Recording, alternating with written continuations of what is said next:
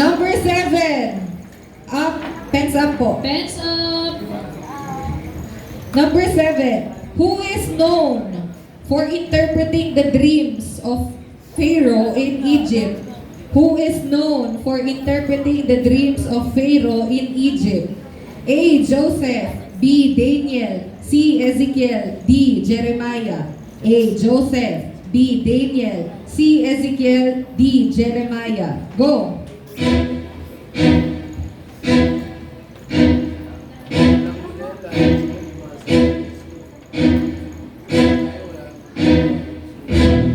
Up!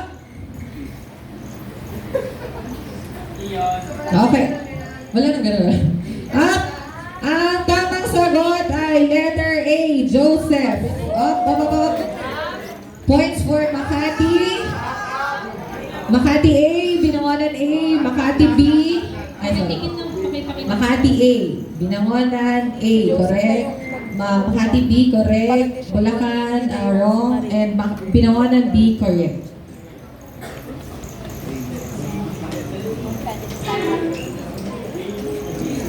Okay, number 8.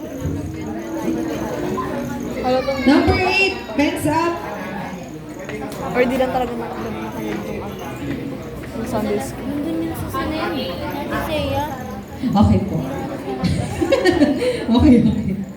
Sige, number 8. Yung red Who was the disciple who doubted Jesus' resurrection until he saw him? Who was the disciple who doubted Jesus' resurrection until he saw him? Quiet po. A. Peter. B. Andrew. C. Thomas. D. James. A. Peter. B. Andrew. C. Thomas. D. James. Go! Mas mataas yung kilo na ngayon.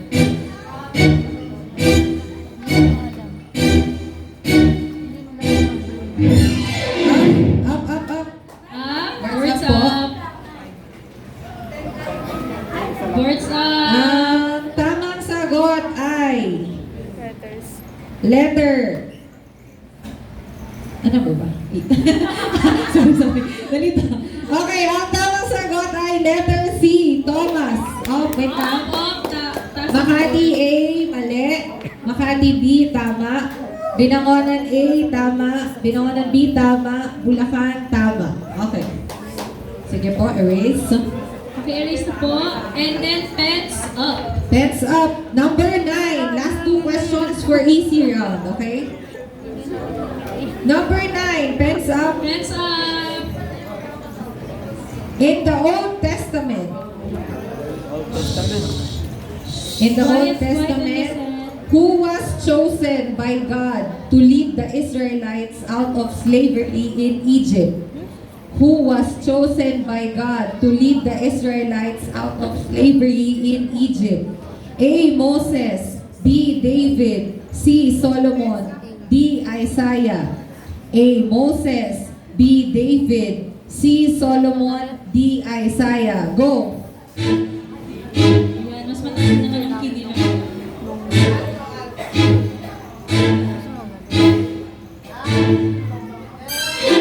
Boards up.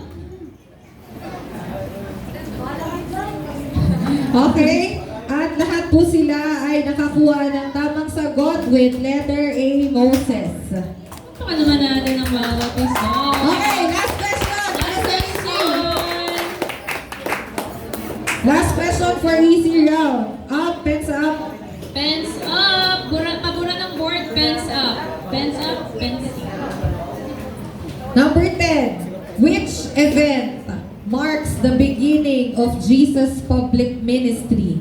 Which event marks the beginning of Jesus' public ministry? A. The birth in Jerusalem. B. The baptism by John the Baptist.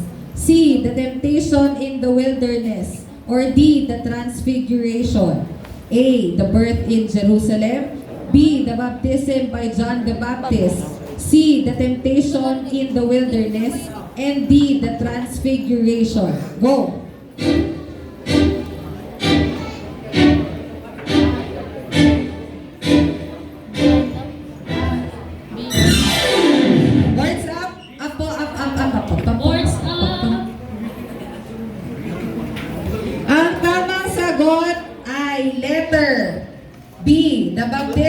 by John the Baptist. Oh, wait Ako lang. nagsimula eh. Makati A, 1 point. Makati B, 1 point. Binangonan A, 1 point. Binangonan B, no point. Bulacan, no point.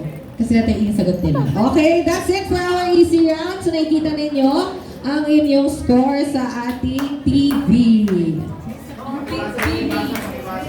For easy round, go Ate Josh. For easy round sa Makati, we have Team A on 9 points, Team B 10 points, Binangonan Team A 10 points, Binangonan Team B 9 points sa Bulacan. Meron tayong 6 points on easy round. Habol ba guys? Kaya yan. Okay, palpakan natin sila.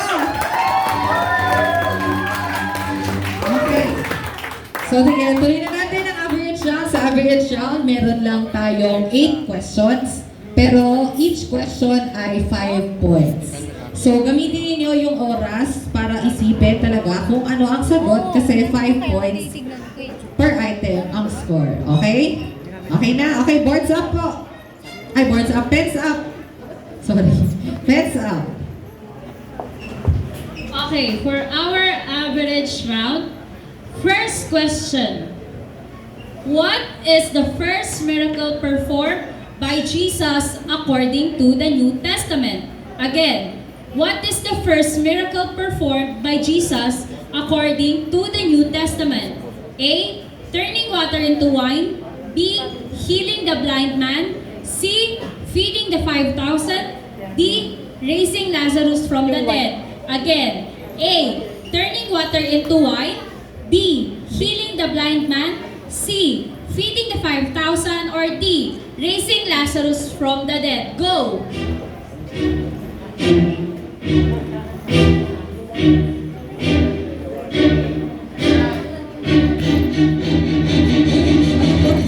Words up. Wala na tayong difficult round eh. Ano ba? Wala pa difficult round. Kalma. Okay. Boards up. Boards up. Ang tamang sagot ay... Ang tamang sagot ay letter A, turning water into wine. Oh, taas lang, taas.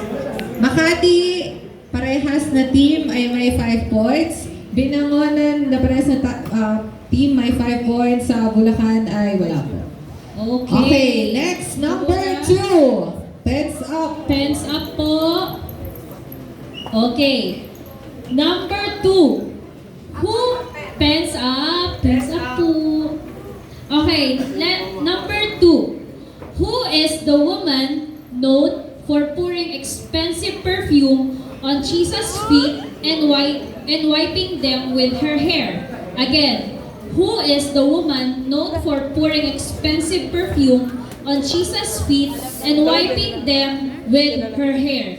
Letter A, Mary, the sister of Martha.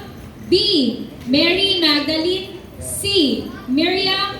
D, Deborah. Again, letter A, Mary, the sister of Martha. B, Mary Magdalene. C, Miriam. Or D, Deborah. Go! Sure na po ba yan?